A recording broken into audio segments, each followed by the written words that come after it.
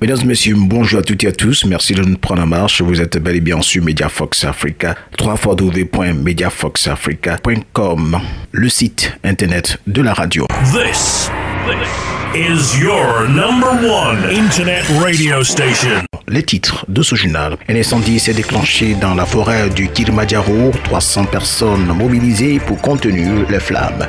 Dans les titres également, les juges de l'Union européenne ont approuvé l'interdiction faite à la chaîne pro-russe RT France de diffuser son programme. Les juges de la Cour d'appel de commerce d'Abidjan reprennent du service. Une cérémonie de rentrée solennelle s'est tenue en présence de plusieurs magistrats de Côte d'Ivoire. D'une des collectes de sang, l'ARSN a gagné le pari de la mobilisation. Les États membres de l'Union européenne ont décidé en mars dernier d'interdire la chaîne pro-russe RT France, selon eux, utilisée par la Russie pour donner des fausses informations. L'affaire est donc portée devant les juges de l'Union européenne. Voici leur décision dans ce reportage. Le tribunal déclare et arrête. Le recours est rejeté. Les juges estiment que la décision de l'Union européenne de faire taire Russia Today ne menace pas la liberté d'expression.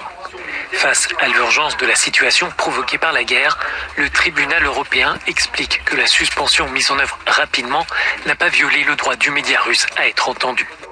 Les États membres ont décidé au mois de mars d'interdire RT et Sputnik dans les jours qui ont suivi l'invasion de l'Ukraine par la Russie. Les 27 soulignaient alors que Moscou utilisait ces canaux afin de transmettre sa propagande à destination de l'Europe. Dans l'actualité également, le président français Emmanuel Macron a apporté un regard assez critique de la présence russe en Afrique. Je crois que nous serions naïfs de ne pas nommer ce qui s'est développé ces dernières années, qui est ce que j'appellerais une présence hybride de la Russie sur le continent africain, qui passe d'abord par du développement de la propagande, qui passe par des médias télévisés. J'ai du mal à parler de journalisme parce que je vous respecte trop. Ce ne sont pas des confrères à vous, mais des femmes et des hommes qui expliquent ce qu'est la voix de la Russie et qui diffusent des fausses informations. Et donc, la Russie en Afrique a beaucoup diffusé des fausses informations. Elle est en train d'ouvrir les officines que sont Russia Today et Sputnik que nous venons d'interdire en Europe et dont nous savons combien elle diffuse des fausses informations sur le sol africain. Et elle a complété son offre diplomatique par l'intervention de milices. Et en particulier, ce que nous avons vu ces dernières années fleurir en République centrafricaine et au Mali, pour ne citer que 2 cas, est très préoccupant. En Tanzanie, un incendie s'est déclenché dans la forêt du Kilimanjaro, le plus haut sommet d'Afrique, où plus de 300 personnes ont été mobilisées pour contenir les flammes. Dans l'actualité également, en Côte d'Ivoire, les vacances judiciaires sont terminées pour les juges de la Cour d'appel de commerce d'Abidjan. Les juges de la Cour d'appel de commerce d'Abidjan reprennent du service. Une cérémonie de rentrée solennelle s'est tenue en présence de plusieurs magistrats de Côte d'Ivoire. Avec un bilan positif pour l'année 2022. François Comouin, président de la Cour d'appel du commerce, situe l'intérêt de cette cérémonie. Après les vacances judiciaires, toutes les juridictions doivent faire leur rentrée judiciaire. Et cette rentrée judiciaire est selon les rituels et selon les lois en vigueur, est solennisée au cours d'une audience spéciale. Donc cette audience que la Cour a tenue ce matin marque officiellement le début des activités de la Cour de commerce d'Abidjan pour l'année judiciaire 2021-2022. Nombre de requêtes reçues, 3871. Nombre de requêtes traitées, 3721. Au titre des référés, nombre des procédures enrôlées, 1691. Nombre d'ordonnances rendues, 1489. Au titre du contentieux de fonds, nombre de procédures enrôlées, 3258. Nombre de décisions rendues, 2728. Au titre des procédures collectives, 170 procédures enrôlées et 61 décisions. Au fur et à mesure que le temps passe, les problèmes commerciaux confiés, soumis aux juridictions de commerce vont de façon croissante. Il y a de plus en plus de litiges dans les activités économiques. Écoutons le bâtonnier des avocats de Côte d'Ivoire. On vous l'a dit, c'est la consécration d'un rituel judiciaire qui nous permet de nous distinguer et de rester dans la pérennisation de nos usages. Mais au-delà de ce que le premier président a appelé le folklore au sens noble du terme, c'est surtout pour nous l'occasion de jeter un regard froid sur l'institution en son année, au prétexte de l'année passée et au prétexte des espérances nouvelles. D'abord, déjà féliciter la juridiction commerciale pour l'embellir dans son fonctionnement et espérer que les juridictions classiques des autres juridictions copient son modèle.